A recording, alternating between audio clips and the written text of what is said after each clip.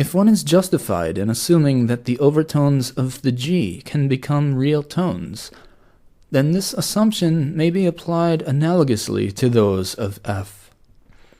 After all, F is to C as C is to G. And thus, it is explained how the scale that finally emerged is put together from the most important components of a fundamental tone and its nearest relatives. These nearest relatives are just what gives the fundamental tone stability, for it represents the point of balance between their opposing tendencies. This scale appears as the residue of the properties of the three factors, as a vertical projection, as addition.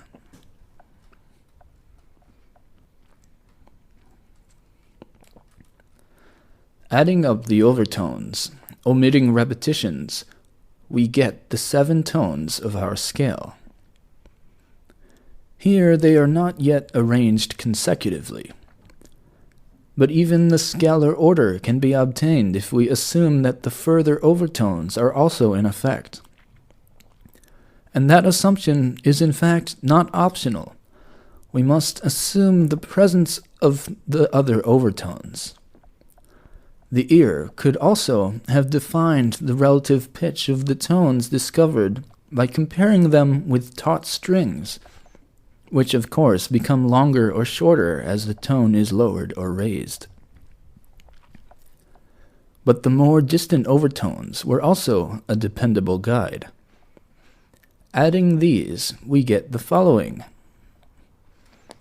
our C major scale. An interesting byproduct appears here. The 2 tones, E and B, appear in the first octave, but E is challenged by E flat, B by B flat. That explains why it was once questioned whether the third was a consonance, and shows why B, B flat, and H, B, appear in the German tone alphabet.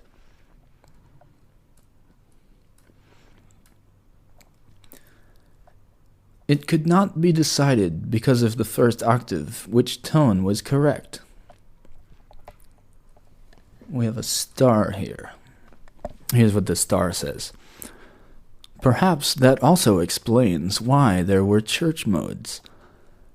The effect of a fundamental tone was felt, but since no one knew which tone it was, all of them were tried. And the accidentals are perhaps accidents in the mode chosen, but not in the natural, the basic one. And then it quotes a couple of sources. Back up to the main text where the star was. The second octave, in which the overtones of F and C necessarily sound more faintly, resolved the question in favor of E and B. Whether the pioneers of music arrived at this scale through intuition or through inference, we cannot judge. It is unimportant anyway.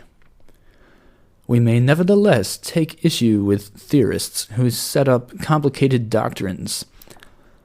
For, contrary to those doctrines, we have to give the discoverers credit not only for instinct, but for the ability to reason as well. It is then not at all impossible that the right thing here was discovered by reason alone, that therefore credit is due not to the ear alone, but in part to inference. We are not the first who can think. The discovery of our scale was a stroke of luck in the development of our music, not only with regard to its success, but also in the sense that we could just as well have found a different scale, as did, for example, the Arabs, the Chinese and Japanese, or the Gypsies. That their music has not evolved to such heights as ours does not necessarily follow from their imperfect scales, but can also have to do with their imperfect instruments, or with some other circumstance which cannot be investigated here. Moreover, It is not to our scale alone that we owe the evolution of our music.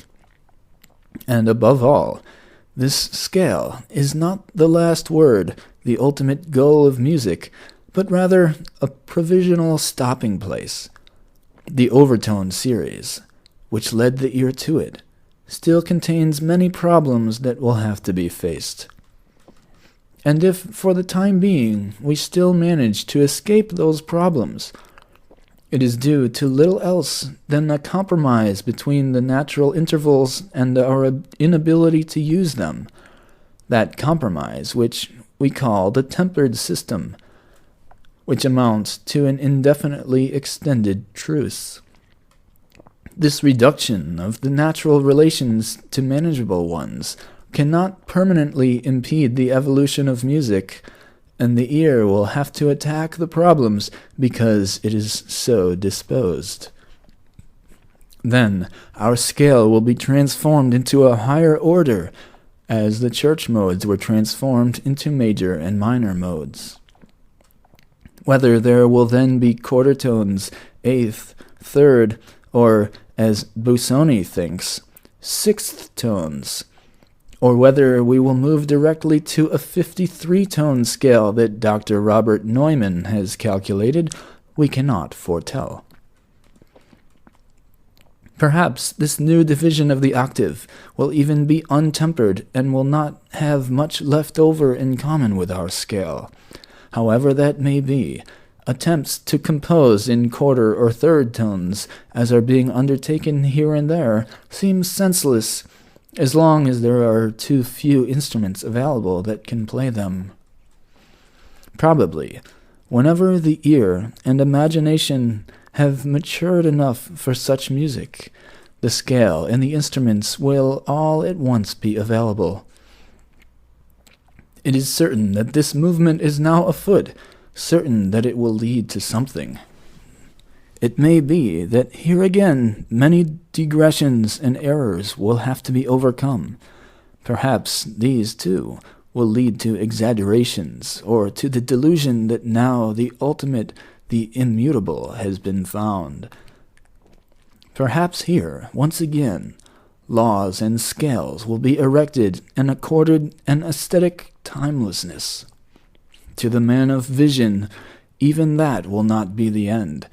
He recognizes that any material can be suitable for art, if it is well enough defined that one can shape it in accordance with its supposed nature, yet not so well defined that the imagination has no unexplored territory left in which to roam, in which to establish mystical connection with the universe.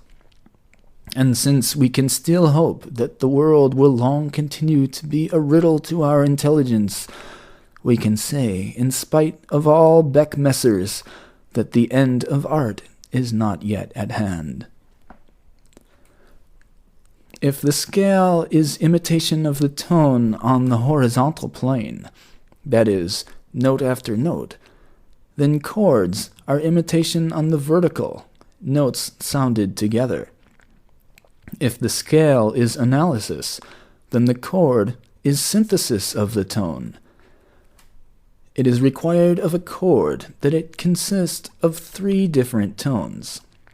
The simplest of such chords is, obviously, that one which most closely resembles the simplest and most evident aspects of the tone, that one which consists of fundamental, major third, and perfect fifth, the major triad. It imitates the euphony of the single tone by omitting the more distant overtones and reinforcing the more immediate. The triad is without doubt similar to the tone, but it is no more similar to its model than, say, Assyrian reliefs are to their human models. Such triads might have come into use harmonically, as it were, when someone discovered it was possible to sing, at first, the fifth with the fundamental, later, the third as well. Or it might have happened by the singing of parts in such a way that they came together on none other than such chords as these. Neither way, however, can today be proved with any certainty. It is probable that simultaneous sounds of this kind were already felt to be euphonious before the polyphonic manner of writing was able to use them. Yet the possibility is not to be excluded that, conversely, monophonic melody and scales existed before the chords, and that the step from monophonic to polyphonic music did not occur through the setting of chords as accompaniment to tones or melodic progressions, but rather through the singing of 2 or 3 melodies at the same time, one of which eventually became the principal melody.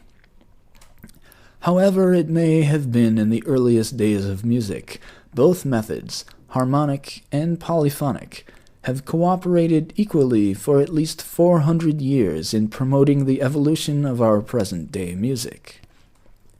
It is therefore hardly appropriate to formulate chords on only one of the 2 principles. It is hardly appropriate, on the one hand, to present chords as if they had germinated and developed spontaneously, as they are usually presented in the teaching of harmony, nor is it appropriate, on the other hand, to explain polyphony as nothing else but voice leading that merely follows certain conventional rules and does not consider the chords resulting from the coincidence of parts, as usually happens in the teaching of counterpoint. It is much more correct to say that the development of harmony was not only essentially influenced by melodic principles, that the development of the possibility of voice leading was not only essentially influenced by harmonic principles, but that in many ways each was actually determined by the other. Every treatment, however, that uses the one or the other principle exclusively will run into facts that will not fit into its system, hence the numerous exceptions. Hence the numerous places where the teacher has to lift a prohibition carelessly given with a concession grudgingly given. And the numerous places where the teacher has to say, well, that's just the way it is, nothing else is possible, without being able to give any reason why.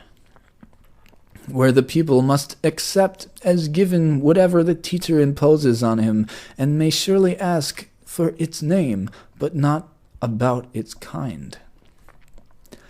At first glance, it looks as if what I say here would contradict what I say in the introduction about the scope of harmony teaching, and in the later chapter about non-harmonic tones. But the contradiction is only apparent. For if I show that this or that chord progression is to be explained on melodic grounds, it is in fact far different from assigning the pupil to work out something melodically because its origin is melodic, as happens with passing tones, changing tones, and the like, which would long ago have been regarded as chord components if the system of non-harmonic tones were not so much more convenient. The consideration and judgment of harmonic events necessitates an intelligible classification. This classification will be so much the more complete, the more it satisfies legitimate claims. Now I find that the long-established method of instruction is adequate for most of the demands we may make, with the reservations that it is no system, and that it can only take us to a certain point. Therefore, my treatment, too, is so constructed. This method, by taking up first the diatonic triads, does in fact start with the simplest structures and builds up this system in a practical manner. After these triads come the other diatonic chords, the 4- and 5-part chords. Then, after showing in the cadence an application of these diatonic chords, the method goes on to non-diatonic chords, and here too shows applications in modulation, and so on. My objections to this method I will reveal later on. It is usable, however, up to a certain point, and I will follow it that far. The harmonic sense of the key, in all its ramifications, is comprehensible only in relation to the idea of tonality, which should therefore be explained before anything else. Tonality is a formal possibility that emerges from the nature of the tonal material, a possibility of attaining a certain completeness or closure by means of a certain uniformity. To realize this possibility, it is necessary to use in the course of a piece only those sounds and successions of sounds, and these only in a suitable arrangement, whose relations to the fundamental tone of the key, to the tonic of the piece, can be grasped without difficulty. Subsequently, I shall be compelled to take issue with various aspects of tonality, and can therefore confine my remarks here to just 2 points. First of all, I do not, as apparently all theorists before me have done, consider tonality an eternal law, a natural law of music, even though this law is consistent with the simplest conditions of the natural model, that is, of the tone and the fundamental chord. All the same, however, too, it is essential that the pupil learn thoroughly the basis of this effect, that is, tonality, and how to attain it. Whenever all chords of a complete piece of music appear in progressions that can be related to a common fundamental tone, one can then say that the idea of the musical sound, which is conceived as vertical, is extended to the horizontal plane. Everything following it springs from this fundamental postulate, refers back to it, even when antithetical to it, elaborates and complements it, and finally leads back to it, so that this fundamental is treated in every respect as central, as embryonic. The value of such a method of composition cannot be overlooked, even by those who do not believe it is indispensable to all composition whatsoever. Thus, for example, not every biography has to begin with the birth of the hero, or indeed farther back with his ancestors, nor end with his death. Such completeness is not indispensable, and may be forthwith discarded if one has some other aim, say, to present a certain characteristic period in the life of the hero. It is likewise doubtful whether the aggregate of events in a piece of music must inevitably refer to the fundamental postulate, to the fundamental chord, just because, as I have said, such reference assures good results through formal completeness and agrees with the simplest attributes of the material. It is doubtful, once the question is raised, whether such reference does not agree just with the simpler attributes, and especially whether it still agrees with the more complicated. To reach a conclusion in this matter, it is not necessary, nor is it enough, to think of the development sections of sonatas and symphonies, or of the harmonic relations in operas whose music is continuous. Nor does one even have to consider present-day music. It is enough just to look at a piece, say, by Wagner, Bruckner, or Hugo Wolf to raise doubts. Whether obstinately maintaining a common fundamental at the beginning and end of a piece, just on principle, is really organic any more, where there are so many details that can just as well point elsewhere. Whether this traditional device is not used here merely because it is tradition, whether here a formal advantage has not given rise to a formalistic conceit, whether tonality here means perhaps more the purely external recognition of a law established by custom, thus does not spring from a structural necessity. As for laws established by custom, however, they will eventually be disestablished. What happened to the tonality of the church modes, if not that? It is easy for us now to say that the church modes were unnatural, but our scales conformed to nature. That they conformed to nature was undoubtedly also believed of the church modes in their day. Besides, just how far do our major and minor conform to nature, since they are, after all, a tempered system? And what about those parts that do not conform? It is precisely these that foment revolt. In the church modes, there were those elements that pressed toward dissolution of the modal system. We can easily see that today. For example, the final chords were almost always major chords, even though the Dorian, Aeolian, and Phrygian modes indicated minor final chords. Does that not look as if the fundamental freed itself at the close from the unnatural force that had been imposed upon it, as if, since it substituted its own overtones, it sensed its natural euphony? Perhaps it was this phenomenon that removed the distinctions among the modes to such an extent that only two types remained, major and minor, which contained everything that made up the individual character of each of the 7 modes. We have similar phenomena in our major and minor. Above all, under the pretense of modulation, we can introduce into every key almost any property of other, quite distant keys. Such is called extended tonality. Indeed, the key may be expressed exclusively by chords other than its own diatonic chords.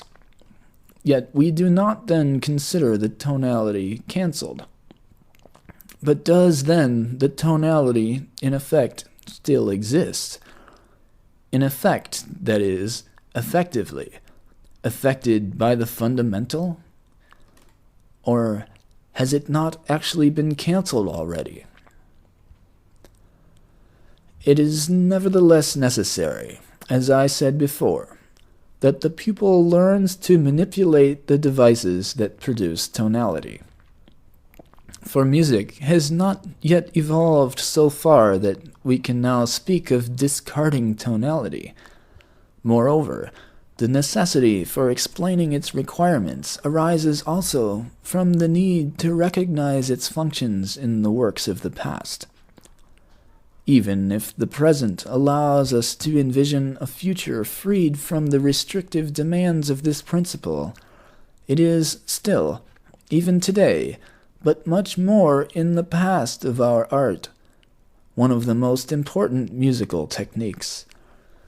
It is one of the techniques that contribute most to the assurance of order in musical works. That order, consistent with the material, which so greatly facilitates the untroubled enjoyment of the essential beauties in the music. One of the foremost tasks of instruction is to awaken in the pupil a sense of the past, and at the same time to open up to him prospects for the future. Thus, instruction may proceed historically, by making the connections between what was, what is, and what is likely to be.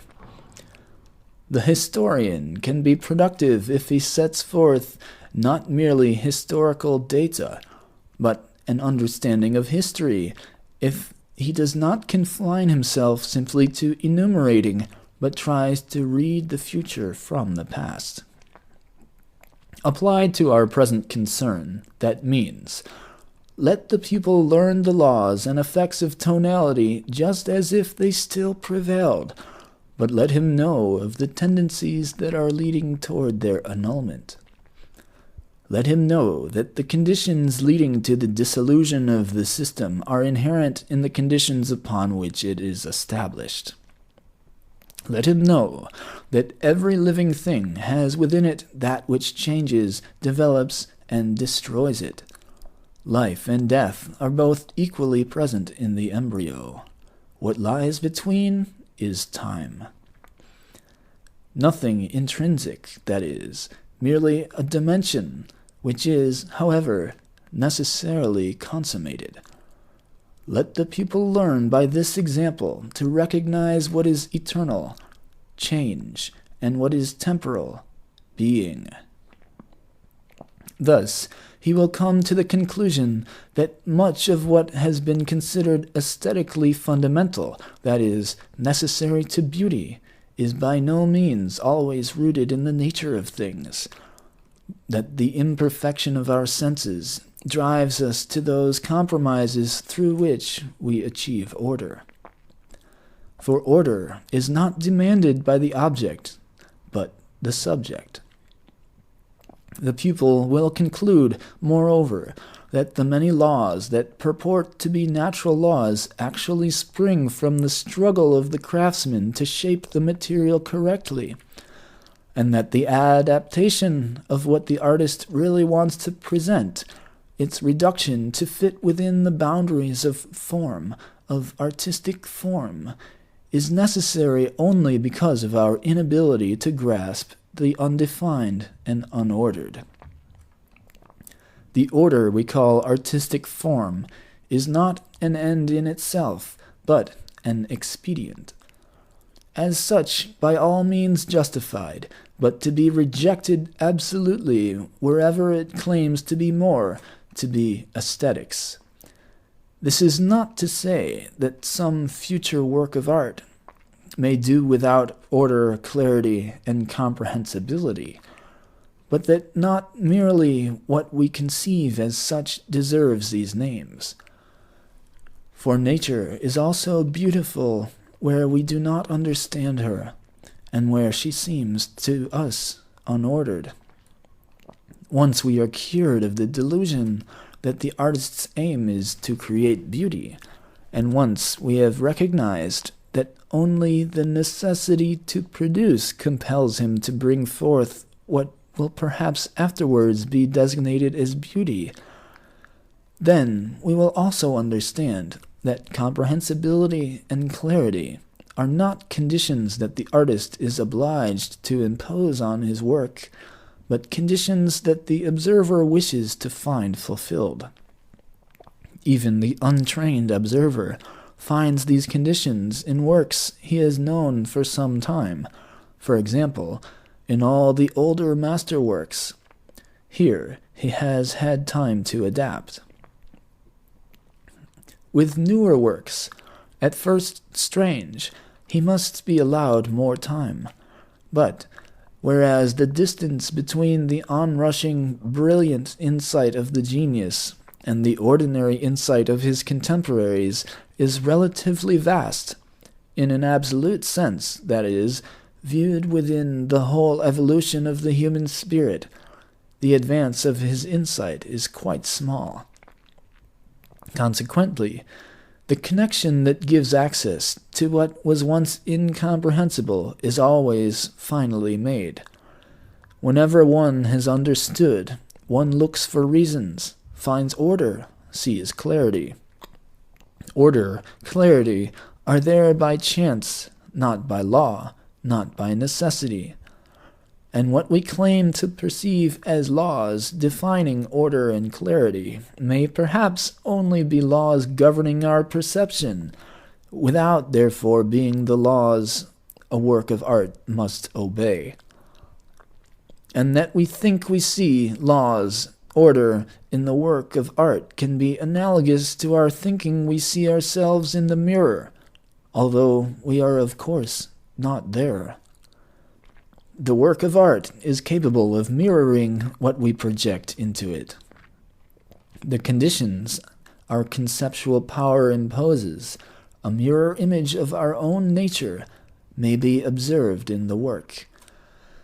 This mirror image does not, however, reveal the plan upon which the work itself is oriented, but rather the way we orient ourselves to the work.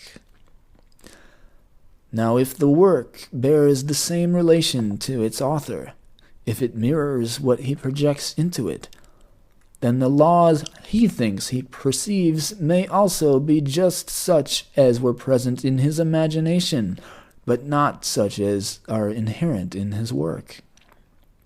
And what he has to say about his formal purposes could be relatively inconsequential. It is perhaps subjectively, but not necessarily objectively correct. One has only to look in the mirror from another point of view. Then one can believe that mirror image, too, is the image of the work itself, although that image, too, is actually projected by the observer, only this time the image is different.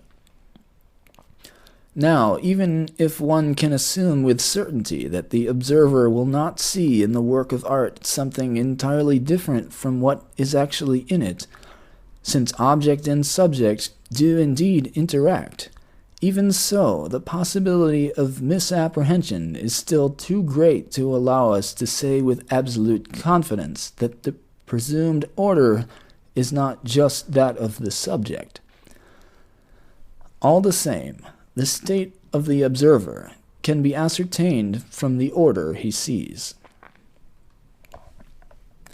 It is, indeed, not to be maintained that compliance with such laws, with after all may correspond merely to the state of the observer, will assure the creation of a work of art. Moreover, these laws, even if they are valid, are not the only ones the work of art obeys.